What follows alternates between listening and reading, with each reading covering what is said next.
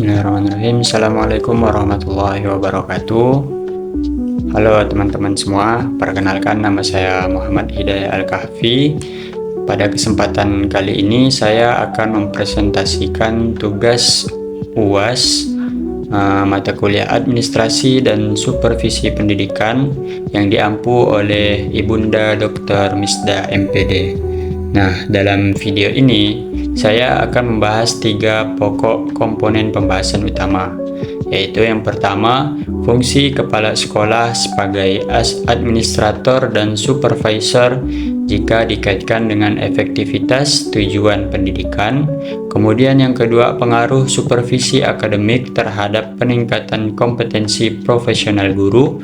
Dan yang ketiga, hubungan antara monitoring dan evaluasi pendidikan dengan perencanaan pada 7 komponen pendidikan.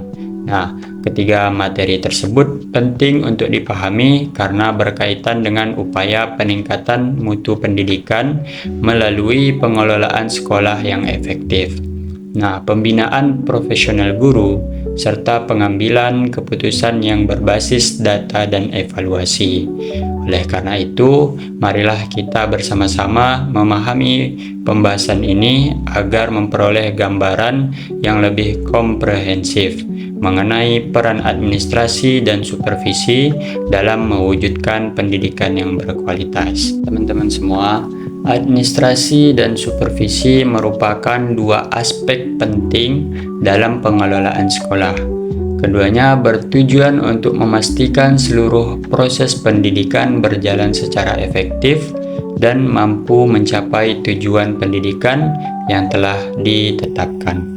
Dalam praktiknya, kepala sekolah memiliki peran strategis sebagai administrator dan supervisor, sementara kegiatan monitoring dan evaluasi menjadi dasar dalam perencanaan pendidikan yang berkelanjutan.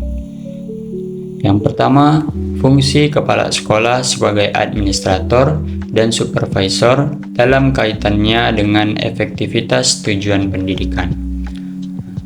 Sebagai administrator, kepala sekolah bertanggung jawab mengelola seluruh sumber daya sekolah agar tujuan pendidikan dapat tercapai secara efektif dan efisien.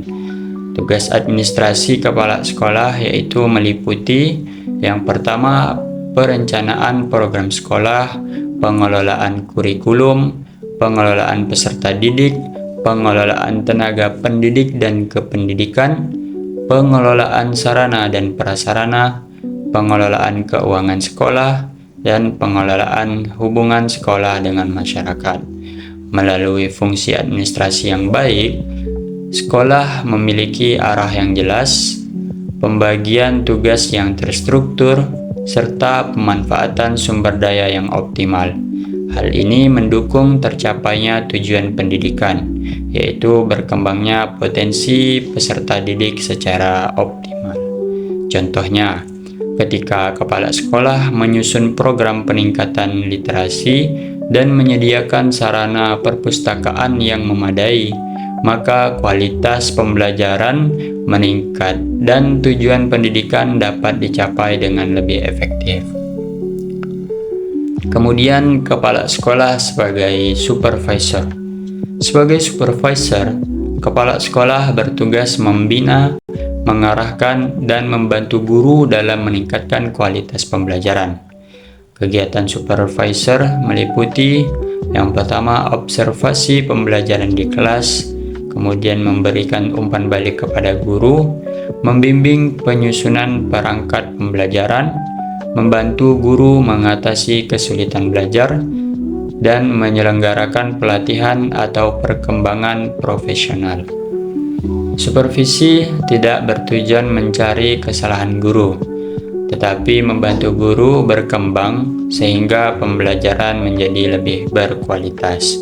Contohnya, ketika kepala sekolah menemukan guru masih menggunakan metode ceramah yang secara dominan, kepala sekolah dapat memberikan bimbingan tentang pembelajaran aktif dan penggunaan media pembelajaran yang inovatif, sehingga pembelajaran di kelas tidak menjadi monoton dan membosankan. Kemudian, hubungan dengan efektivitas tujuan pendidikan, yaitu tujuan pendidikan akan tercapai apabila seluruh komponen sekolah bekerja secara optimal. Fungsi administrator memastikan sistem sekolah berjalan dengan baik, sedangkan fungsi supervisor memastikan kualitas pembelajaran terus meningkat. Nah, dengan demikian, administrator berfokus pada pengelolaan sumber daya, supervisor berfokus pada peningkatan kualitas pembelajaran, dan keduanya saling melengkapi dalam mewujudkan pendidikan yang efektif. Kemudian yang kedua yaitu pengaruh supervisi akademik terhadap peningkatan kompetensi profesional guru. Nah, pengertian supervisi akademik. Supervisi akademik adalah serangkaian kegiatan pembinaan yang dilakukan untuk membantu guru meningkatkan kemampuan dalam merencanakan, melaksanakan, dan mengevaluasi pembelajaran. Menurut konsep supervisi modern, supervisi akademik berfungsi sebagai layanan profesional yang membantu guru berkembang secara berkelanjutan. Kompetensi profesional guru. Kompetensi profesional merupakan kemampuan guru dalam mengetahui materi pembelajaran, kemudian memahami kurikulum, mengembangkan bahan pengajaran, memanfaatkan teknologi pembelajaran, kemudian melakukan evaluasi pembelajaran, dan mengembangkan diri secara berkelanjutan. Guru yang profesional mampu menciptakan pembelajaran yang efektif, kreatif, dan sesuai kebutuhan peserta didik. Nah, kemudian pengaruh supervisi akademik terhadap kompetensi profesional guru. Yang pertama, meningkatkan kualitas perencanaan pembelajaran. Melalui supervisi, guru memperoleh masukan dalam menyusun modul ajar. Nah, tujuannya pembelajaran, asesmen, dan strategi pembelajaran yang lebih baik. Kemudian yang kedua, meningkatkan kemampuan mengajar. Observasi di kelas dan umpan balik dari supervisor membantu guru memperbaiki metode, model, dan media pembelajaran yang digunakan. Kemudian yang ketiga, meningkatkan kemampuan evaluasi pembelajaran. Guru dibimbing dalam menyusun instrumen penilaian yang valid dan sesuai dengan tujuan pembelajaran. Kemudian yang keempat, mendorong pengembangan profesional berkelanjutan. Supervisi akademik mendorong guru mengikuti pelatihan, seminar, workshop, dan kegiatan pengembangan kompetensi lainnya. Dan yang kelima, meningkatkan motivasi kerja guru. Bimbingan yang konstruktif membuat guru merasa dihargai dan termotivasi untuk meningkatkan kualitas kinerjanya. Nah, kesimpulannya, semakin baik pelaksanaan supervisi akademik, semakin besar peluang peningkatan kompetensi profesional guru.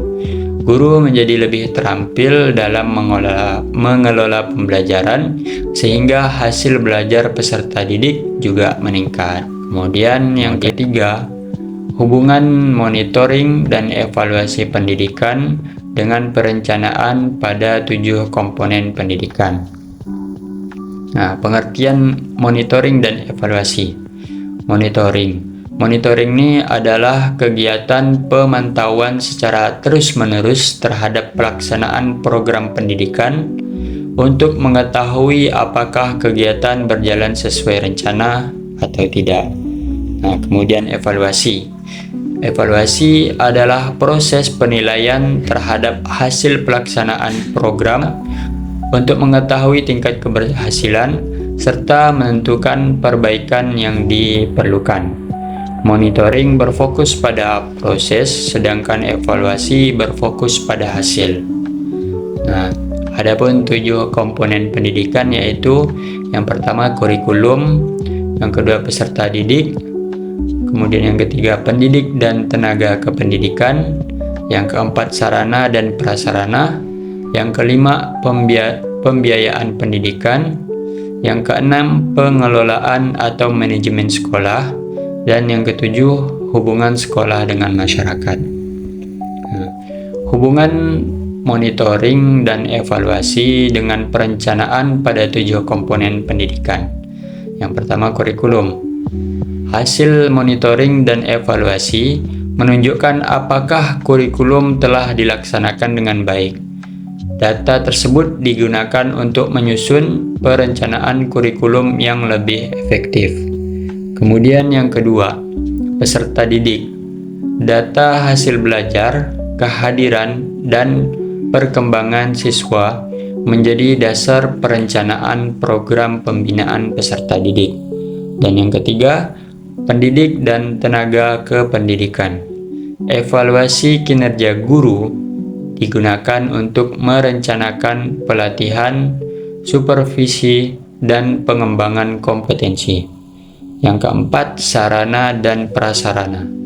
Monitoring kondisi fasilitas sekolah membantu menentukan kebutuhan pengadaan, perawatan, atau perbaikan sarana. Kemudian yang kelima, pembiayaan pendidikan. Evaluasi penggunaan anggaran menjadi dasar penyusunan rencana anggaran sekolah untuk berikutnya. Kemudian yang keenam, pengelolaan sekolah. Monitoring pelaksanaan program sekolah membantu kepala sekolah memperbaiki sistem manajemen dan pengambilan keputusan. Yang ketujuh, hubungan sekolah dan dengan masyarakat. Evaluasi kerjasama antara orang tua dan masyarakat digunakan untuk merancang program kemitraan yang lebih efektif. Nah, kesimpulannya adalah monitoring dan evaluasi merupakan sumber informasi utama dalam perencanaan pendidikan.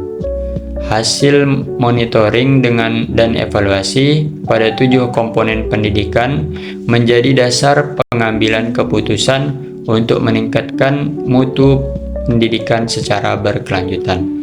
Dengan demikian, fungsi kepala sekolah sebagai administrator dan supervisor, pelaksanaan supervisi akademik, serta monitoring dan evaluasi pendidikan merupakan satu kesatuan yang saling mendukung dalam mencapai tujuan pendidikan yang efektif, efisien, dan berkualitas. Mungkin sekian yang dapat saya sampaikan. Wabillahi taufiq wal hidayah. Wassalamualaikum warahmatullahi wabarakatuh. Bye bye.